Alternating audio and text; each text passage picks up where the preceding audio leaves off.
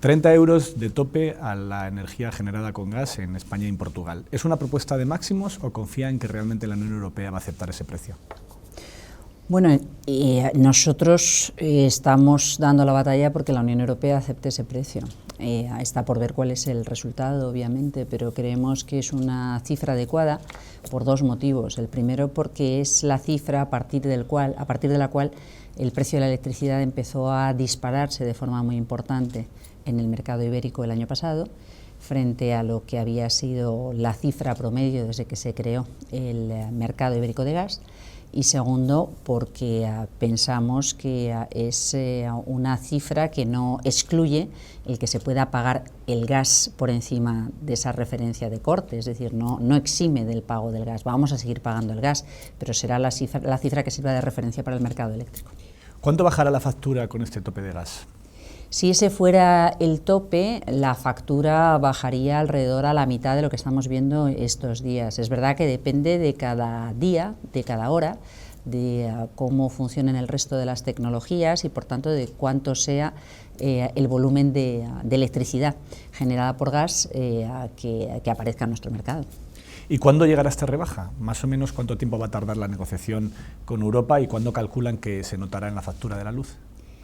Venimos trabajando con la Comisión desde hace tiempo y aunque sabemos que ellos necesitan unas semanas en la gestión de sus procedimientos internos y consultas internas, creemos que está razonablemente avanzado. Los aspectos técnicos, las dudas, las observaciones las venimos contestando y esperamos poder terminar rápidamente y que a finales del mes podamos tener ya una notificación de vuelta, una autorización concreta por parte de la Comisión y poder acordar esta modificación temporal en el Consejo de Ministros.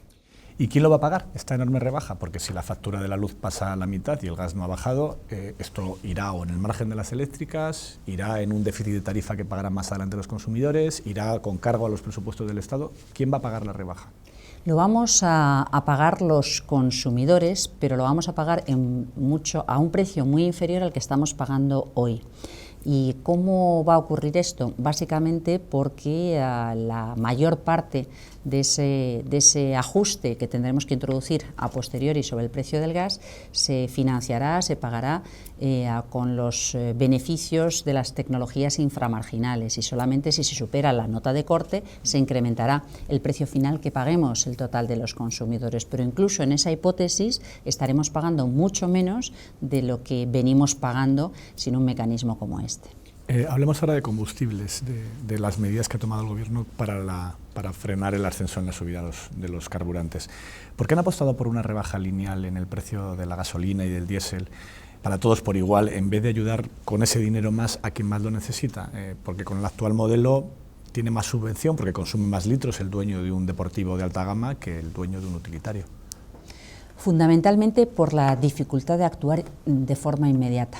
Yo creo que estábamos todos de acuerdo en una idea que es básica y es concentrar la ayuda pública en los grupos de población que más lo necesitan. Y sin embargo, el ejercer esa discriminación y activar una transferencia inmediata a las familias por ese importe cuando se trata de algo tan masivo, que no solamente son los grupos más vulnerables, sino probablemente debería penetrar en clases medias o que podría tener efectos regresivos si se trabajaba en función de rentas sin tomar en consideración la mayor necesidad en zonas rurales con menor transporte público que en zonas urbanas con más transporte público, nos hubiera supuesto mucho más tiempo de preparación de esta medida.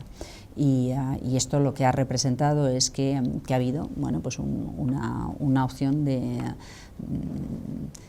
disparar de esta forma tan amplia a sabiendas de que en efecto puede tener un componente regresivo en la medida en que consume más quien más capacidad de compra tiene. Y si el problema del combustible se alarga en el tiempo, a medio plazo, para verano, por ejemplo, ¿valoran cambiar ese modelo por otro distinto en el caso de que sea necesario alargarlo? Yo creo que tenemos que estar preparados para poder responder a la sociedad española si la situación efectivamente se sigue complicando, cosa que hoy por hoy no es descartable. Es obvio que la crisis que estamos viviendo tiene mucho que ver, como decía antes, con el protagonismo de Rusia como proveedor de gas, de petróleo, de carbón, de diésel hacia Europa, que explica también por qué está produciéndose un incremento muy notable del precio del diésel con respecto a las gasolinas, y si esto se extiende en el tiempo y hay que tomar medidas de apoyo a las familias, debemos estar preparados y tenemos 3 meses para ello, para identificar con mucha más precisión cuál es el mecanismo de apoyo. Hace unos años con la crisis Levia se redujo la velocidad en autopistas temporalmente a 110 km/h. La Agencia Internacional de la Energía ha pedido recientemente medidas en este sentido. ¿Se va a lanzar algún tipo de campaña en España, plan de ahorro masivo? Hemos querido empezar trabajando en el plan de ahorro y eficiencia por parte de la Administración General del Estado, invitando a las otras administraciones a que se sumen a este esfuerzo. Como digo, es importante tomar conciencia de que el conjunto de la sociedad puede también aportar a este esfuerzo. Y es verdad, yo recuerdo bien aquella decisión que fue impulsada por los ministros Pérez Rubalcaba y Sebastián, que la reducción de velocidad en autopistas también supone una reducción en los consumos que hacemos. Tendremos que analizar si es una de las medidas que podamos adoptar o que se pueda recomendar a los usuarios en general, pero es cierto que afortunadamente yo también creo que en general los ciudadanos sabemos que hay pequeños comportamientos, pequeños gestos diarios que tienen un gran efecto y de hecho no necesitamos o no deberíamos necesitar que se introdujera una imposición por parte del Gobierno para intentar pensar, reflexionar y actuar en esta dirección en nuestros comportamientos. Desde Vox, desde la ultraderecha, han presentado el fracking como una solución a esta crisis energética. ¿Cree que es así? ¿Que podía haber servido el fracking para paliar la necesidad de gas y de petróleo de España? ¿Y fue un error por parte de la legislación del Gobierno prohibir las prospecciones de petróleo y gas? Yo creo que es un error pensar que la solución a esta crisis es volver a lo que nos genera fragilidad y otro tipo de limitaciones. Pensemos que en el norte de Burgos hubo exploraciones para la extracción de este gas de esquisto que tuvieron una altísima contestación social, que pusieron de manifiesto que la posible disponibilidad de recursos era mucho menor de la esperada y a un coste mucho más alto del esperado, con una afección no solamente en suelo, sino en consumo de agua y en contaminantes. Y se descartó, de hecho, por ser económicamente inviable y por todo este otro tipo de contestaciones y de limitaciones, mucho antes de que se aprobara la Ley de Cambio Climático. En la misma dirección, la verdad es que las exploraciones de eventuales yacimientos de petróleo tampoco han tenido particular éxito y obviamente pues, durante décadas se ha intentado descubrir el dorado en territorio español, así que me parece que es un poco una cortina de humo. Muy honestamente, sí creo que lo que resulta muy importante es acelerar todas esas otras alternativas que nos permitan reducir, como digo, la importación de esos combustibles fósiles. Combustibles fósiles vemos de alta volatilidad en precios, con riesgos adicionales. Hoy la seguridad energética ya no se mide solamente en aprovisionamiento de recursos, seguridad de suministro, sino en proximidad y disponibilidad a precios razonables. Por tanto, la apuesta clara es algo que durante mucho tiempo, durante demasiados años, quedó parado en un rincón. A lo mejor si hubiéramos acelerado más durante los últimos 8 años estaríamos todavía en mejores condiciones de las que estamos hoy, siendo como somos, a pesar de todo, un país razonablemente estable y con altos niveles de penetración de energías renovables. Primero fue la pandemia, ahora la crisis, la guerra. ¿Le preocupa que las emergencias que se está encontrando el Gobierno en cada día a día retrasen o hagan que se pierda de vista la gran emergencia climática? En nuestro caso, no necesariamente, pero hay que prestar mucha atención. Creo que afortunadamente había un ejercicio previo y un respaldo social muy importante con respecto a las graves consecuencias que nos acarrea el cambio climático y a la necesidad de estar preparados para esos efectos del cambio climático, aportar en esfuerzo en reducción de emisiones, invertir en mayor preparación frente al cambio climático.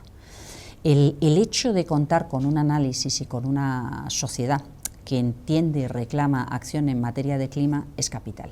Yo creo que en estas cuestiones cambios sociales tan profundos como el que representa, no se trata solamente de discutir sobre tecnologías o discutir sobre elementos económicos, se trata de contar con la convicción, con la demanda cultural de proceder a ese cambio.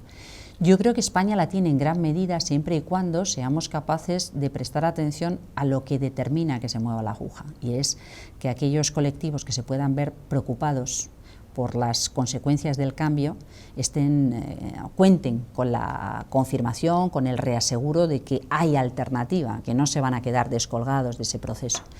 Y por eso el hacer especial énfasis en la dimensión social de todo este proceso de cambio es importante. Lo es desde el punto de vista del empleo, pero lo es también desde el punto de vista del consumidor. Creo que si activamos todas esas palancas generando empleo alternativo, cuidando esa recualificación de los trabajadores que se puedan ver desplazados, facilitando la penetración de esas nuevas soluciones sin que eso represente un incremento de precios insostenible para el consumidor, podemos llegar a responder al cambio climático adecuadamente. Lo vemos con la energía, pero lo vemos con el agua, lo vemos con la agricultura, lo vemos con los fenómenos meteorológicos extremos. Estamos viviendo tensiones que solamente se explican como consecuencia de esos efectos con los que ya convivimos. Por tanto, yo creo que las tres dimensiones tienen que estar tratadas de forma integral. No se puede pensar en que lo va a resolver el mercado, no es real, sería enormemente injusto. No se puede pensar que la protección del clima puede quedar postergada. Desgraciadamente, las leyes de la física y del sistema climático no admiten de conveniencia temporal, y no se puede pensar que esta transformación tan profunda se puede hacer si los ciudadanos sienten que va contra ellos. Por eso es muy peligroso ese elemento tan demagógico de volvamos al carbón, volvamos a los combustibles fósiles, porque no es real en el tiempo, pero puede generar un espejismo en el cortísimo plazo para quien está desesperado. Por eso es muy importante que el despliegue de las alternativas beneficie inmediatamente a los ciudadanos, y por eso es políticamente muy importante no crearnos problemas adicionales. El precio del gas no lo marcamos nosotros, el precio del petróleo no lo marcamos nosotros, el precio de la electricidad es regulación europea. No podemos consentir que, si ya tenemos dos problemas con gas y petróleo, entremos en la trampa de asumir un sobrecoste de la electricidad que no se corresponde con un incremento de costes de las tecnologías. Al contrario, España y Portugal cuentan con, en el caso de España, más de un 48% de electricidad de origen renovable, a costes estables y baratos para su producción, y Portugal con más de un 66%, y sin embargo pagamos nuestra electricidad a precio de gas. No tiene ni pies ni cabeza. Dejemos que los ciudadanos disfruten de esa ventaja de haber trabajado desde hace mucho tiempo, que les ofrece no solamente alternativas de empleo en la cadena de valor de producción de bienes de equipo, instalación y mantenimiento de estas tecnologías, sino también en los precios relativos de la energía que consumen, ¿no?